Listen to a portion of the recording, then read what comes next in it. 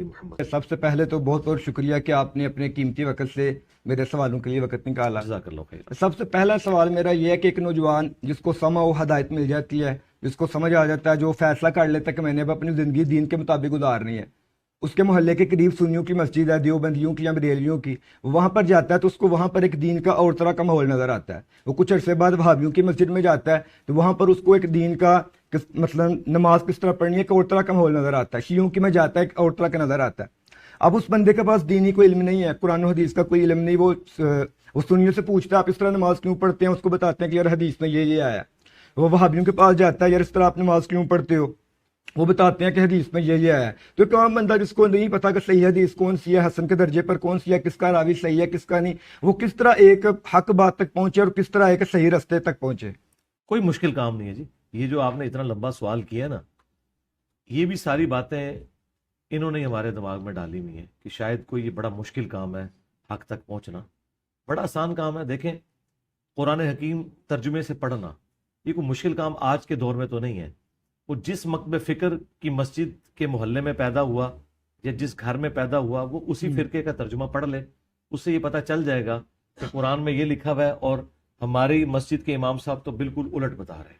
مثلا بنیادی عقیدہ توحید، ایاک نعبد و ایاک نستعین، اس کے بعد کوئی گنجائش نہیں ہے۔ یہ آپ آیت کسی غیر مسلم کے سامنے بھی، گورے کے سامنے رکھیں نا، وہ اس میں سے بزرگوں کا پکارنا کبھی نہیں نکالے گا۔ وہ کہے گا قرآن نے تو ہمیں یہ بتایا کہ ہم نے عبادت بھی اللہ کی کرنی ہے اور دعا بھی اللہ ہی سے مانگنی ہے، اور یہاں مدد سے مراد دعا مانگنا ہے۔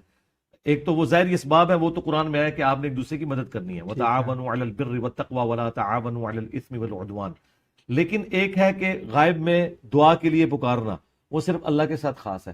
تو میرا خیال ہے یہ جب توحید کا ٹیسٹ وہ دیکھے گا نا، تو اسے خود ہی اکثر فرقے نظر آئے گا کہ قرآن کے خلاف جا رہے ہیں، اور سب سے بڑی بات وہ اپنے ترجموں کی روشنی میں جا رہے ہیں اس کے خلاف۔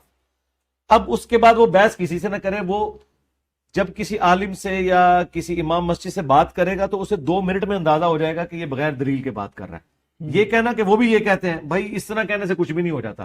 دنیا میں ایسے معاملات نہیں چلتے کہ کسی کے کہنے پہ یا آواز اونچی ہو جائے۔ مثلا میں کہتا ہوں کہ جی یہ ٹیبل جو ہے وہ 3 فٹ چوڑا ہے، آپ کہتے ہیں نہیں یہ 3 کلومیٹر ہے۔ ایک تو یہ ہے کہ جس کی لمبی داڑھی ہے، جس کی آواز اونچی ہے، اس کی بات مان لی جائے۔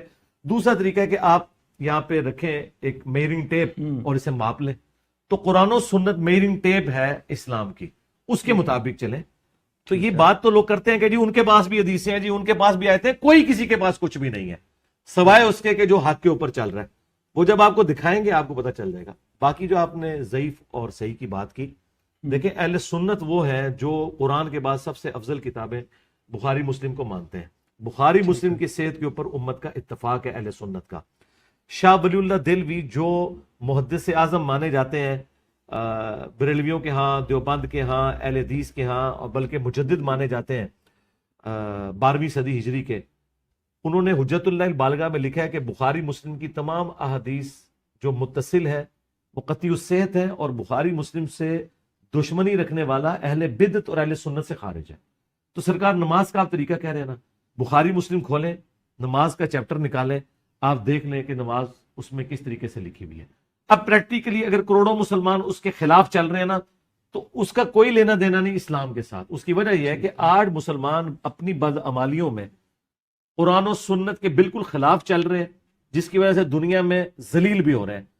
تو اس کا کوئی لینا دینا نہیں ہے رسول اللہ کی ذات کے ساتھ۔ نبی علیہ السلام نے تو دین صحیح بتایا تھا، کتابوں میں دین ٹھیک ہے، پریکٹیکلی جس طرح مسلمان اپنے دین سے برگشتہ ہے، اس طرح فرقوں والے اپنی کتابوں سے باغی ہوئے ہیں۔ تو اس کا تو علاج ہمارے پاس کوئی نہیں نا۔ دنیا میں ہم اس لیے تو نہیں آئے کہ کھائیں پیئیں اور مر جائیں، یہ تو جانور بھی کرتے ہیں۔ دنیا میں ہم آئے ہم خدا کو پہچانیں۔ اس کائنات کی تخلیق کا مقصد اللہ کی پہچان ہے، وہ اللہ نے اپنے پیغمبروں کے ذریعے اس کی کتابوں کے ذریعے کروائی۔ اور اگر آپ نے وہ بھی نہیں پڑھنی اور آپ کہتے ہیں مجھے خود بخود پتہ چل جائے، بھائی خود بخود تو آپ کو یہ بھی نہیں پتہ چلتا کہ آپ نے اپنے بچے کو کس اسکول میں داخل کروانا ہے۔ اس کے لیے ایفرٹ پٹ کرتے ہیں نا، کمپیریٹیو اسٹڈی کرتے ہیں، فیڈ بیک لیتے ہیں۔ کیا اس طرح کی کوئی کوشش ہم نے اپنی آخرت کے پوائنٹ آف ویو سے دین کے لیے کبھی ایک مسئلے میں بھی کی؟ تو سرکار پھر اسی قسم کا لولا لنگڑا دین ہم لے کے چل رہے ہوں گے نا۔ یہ ایفرٹ ادھر ہم نے پٹ کی ہوتی تو آج رزلٹ نکل آتا۔ جہاں جہاں ہم نے ایفرٹ پٹ کی ہے نا، لوگ ہم سے یہی تو کہتے ہیں کہ یار پاکستان نے ایٹم بم بنا لیا ہے لیکن ایک اچھا پل نہیں بنا سک رہا۔ دنیا کی سب سے مشکل ٹیکنالوجی حاصل کر لیا، اور جو دنیا جس میں معاملات کو کنکلوڈ کر بیٹھی اس میں ہم پیچھے ہیں، اس لیے کہ ہم نے اس میں محنت نہیں کی ہے. دین بھی بڑا آسان ہے، صحیح بخاری میں حدیث ہے دین آسانی کا نام ہے. دین بالکل اللہ نے آسان کیا ہے. ہر بندہ خود دین سیکھے. اور میں یہ نہیں کہتا کہ وہ میری بات سنے، وہ اپنے فرقے کے عالم کی لکھی ہوئی قرآن کی جو ترجمے والی بک ہے، قرآن ترجمے کے ساتھ پڑھ لے، حدیث کا ترجمہ پڑھ لے. ہاں جو مولوی نے سائڈ میں ڈنڈیاں ماری ہیں ان کو چھوڑے، جو بالکل اس میں سے مطلب نکل رہے نا وہ لے کے چلے، تو انشاءاللہ ہدایت مل جائے گی. اچھا علی بھائی، اگلا کوسچن میرا اسی کے متعلق ہے کہ آپ جس طرح آپ کہتے ہیں، ڈاکٹر اسرار کہتے ہیں کہ قرآن مجید کو سمجھ کر پڑھنا چاہیے، لیکن اگر ہم دیکھیں تو دنیاوی علم بھی کوئی بھی ہم استاد کے بغیر حاصل نہیں کرتے. ایک بندہ جس نے قرآن کبھی عربی کے علاوہ اردو میں پڑھا ہی نہیں، وہ جب پڑھنے کی کوشش کرے گا تو وہ کیسے قرآن کے ان فلسفوں تک پہنچے گا جس طرح آپ پہنچے یا بڑے بڑے عالم پہنچتے ہیں؟ تو وہ تو پھر اس طرح علم حاصل کر ہی نہیں سکتا قرآن پاک سے. دیکھیں نہ میرا پہنچنا، ایون ڈاکٹر اسرار کو کیا علماء نے عالم مان لیا ہے جس نے آدھی دنیا کو قرآن سکھا دیا ہے. جتنے بھی قرآن کے اس وقت اسٹوڈنٹس ہیں نا جو قرآن کی دعوت دے رہے ہیں، اس میں سے آدھے سے زیادہ ڈاکٹر اسرار صاحب کے متاثرین ہیں، میں بھی ان میں شامل ہوں. اچھا، اس کو تو وہ کہتے ہیں یہ عالم ہی نہیں ہے. تو اس کا مطلب یہ ہے کہ مولویوں کا گیئر لگا ہوا ہے الٹا. ہم نے اس کا سلوشن دے دیا ہے. ہم نے کب یہ کہا ہے کہ آپ نے خود سے قرآن کا ترجمہ کرنا ہے؟ ہم نے کبھی یہ بھی نہیں کہا کہ آپ عربی سیکھ کے خود ترجمہ کریں. اس کی وجہ یہ کہ آپ عربی سیکھ کے بھی ترجمہ کریں گے نا، وہ یہ کہیں گے کہ آپ کو کیا احمد بریلوی سے زیادہ عربی آتی ہے؟ آپ کہیں گے کہ نہیں، تو انہوں نے آپ کا ترجمہ تو ماننا ہی نہیں ہے. تو ہم نے آپ کا یہ سارے کا سارا جو معاملہ ہے نا، اس کو ختم کر کے ہم ڈائریکٹ آپ کو احمد بریلوی صاحب سے اگر قرآن پڑھوا دیں تو بات ختم ہوگی نا.